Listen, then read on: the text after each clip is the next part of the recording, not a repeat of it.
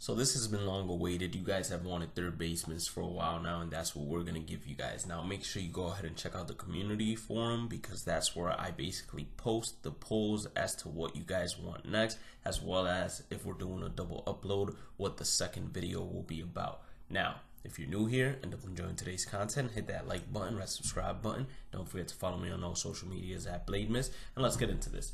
Now, Jose Ramirez, he had a terrible year last year. But what was really terrible was his first half. His second half, he picked it back up, and he became the Jose Ramirez that we actually know. So let's look at his K percentage last year, 13.7. That's amazing. That's why you see an 85 vision. And then his discipline is at a 76 because he has a 9.6 walk rate, which is not too high, just above the league average. Now versus left-handers, his 3-year average is 292. That's why you see 75 contact versus left, which to me is actually pretty low. I would actually have it at least at an 80, especially because that's what he hits better against. And then his slugging versus left is 512, and 65 once again is a little too low. I'd have it at least mid-70s. Now, versus right-handers, his average is 278. 67 contact versus right, that's understandable. Would have just hit 70 in my opinion. And then for slugging versus right-handers, it was 556. 75 power versus right is a little too low as well. I definitely would have had it at least 80, if not mid-80s. To me, Jose Ramirez, if he does not have a first half like he had last year and actually picks it up right where he left off in terms of the second half, I do believe that he definitely is a diamond that you can see jump up to an 87 to 88 overall, and his defense and reaction is not that bad at third base, so he is definitely usable. But that's the case with about every single third baseman that you're about to see.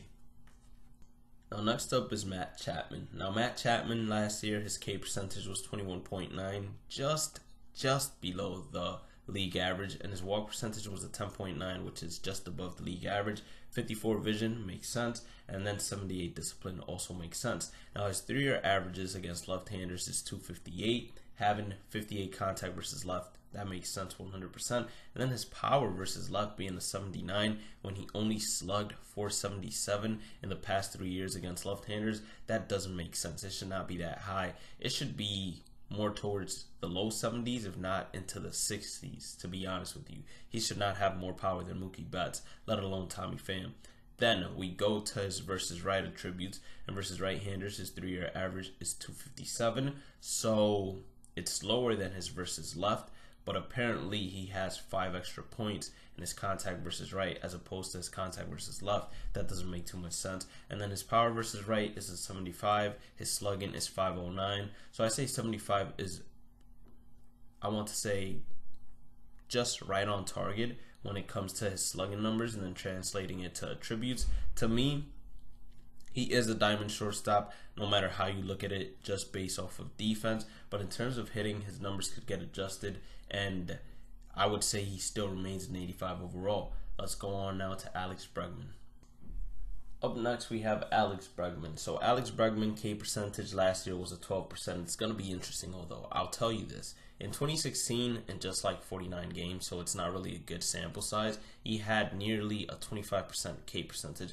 And then 2017, 2018, 2019, it just kept reducing greatly. So I say it's going to be very interesting to see his K percentage this year if there's no trash can banging or any cheating going on, as they were accused of and convicted of. So last year his K percentage was 12%, so 82 vision makes sense. Walk percentage of 17.2, 97 discipline makes sense as well. Versus left-handers, his 3-year average is 331, so 100 contact versus left is well deserving. Slugging 627, so he definitely deserves a lot more power versus left. Now versus right-handers, his average was 272, so 70 contact versus right, I think it should be mid-70s. And then his slugging was 495. He has 71 power versus right. That makes sense right there as well. So just a couple of things to alter, but in general, they did get Alex Bregman correct. Let's go to the most disrespected third baseman in the game, or one of the most disrespected hitters in the game,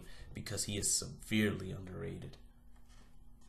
Now, I've personally been a fan of Anthony Rendon for a while now. He is one of the best, if not the best pure hitter in baseball. I think Mike Trout takes number 1, and then Anthony Rendon is number 2, without a doubt in my mind. So let's look at his K percentage. 13.3%, 82 vision makes sense. Discipline, he has a 12.4 walk percentage, so 90 discipline makes sense as well. Versus left-handers, his 3-year average is 311. 91 contact versus left, I'd push it up to 95, 100%. Slugging has been 616. How he has 90 power versus left and not like 95 doesn't make sense to me there. He should definitely have increases to both contact versus left and power versus left. Now looking at his average against right-handers, it's 309, so it's lower than his contact versus left, but in the game it has a higher attribute. Doesn't make sense there. But 93, that's reasonable. Then his slugging is 538. The man is slugging 538 against right-handers and has a 73 power versus right. That is not reasonable. He should have at least a 78, 79, and he should definitely be an 89 to 90 overall, because this man can hit. I don't know how he has 52 arm strength, because at third base with 52 arm strength, you wouldn't be playing third base, you'd be playing second base. So not sure, but as I say, they do this on purpose to give these guys room to be upgraded. Last but not least, we have Nolan Arenado. K percentage last year was a 14%. He has some pretty low vision. I would expect it to be at least 80. And then his discipline at a 73 with a 9.4 walk percentage. That makes complete sense. 3-year averages versus left-handers was 366. That's his 3-year average. And 99 contact versus left, as opposed to Bregman's 100 when he has a 331. Doesn't add up. He should have at least 110 contact versus left. He's been slugging 730 against left-handers. 730. So he should definitely have at least 105, if not 110 power versus left as well. Then when looking at his numbers against right-handers, he's hitting 284, 81 contact versus right, makes sense. And then he's slugging 519, 78 power versus right. I'd give him 80. But other than that, I think that his attributes are where it should be. His left-handed attributes definitely should be upgraded, because he is a monster when it comes to hitting off of lefties, and he should definitely be like a 92 overall. I think that they definitely lowered the overalls of these diamonds by a ton, or by more than they needed to. But that's it for today.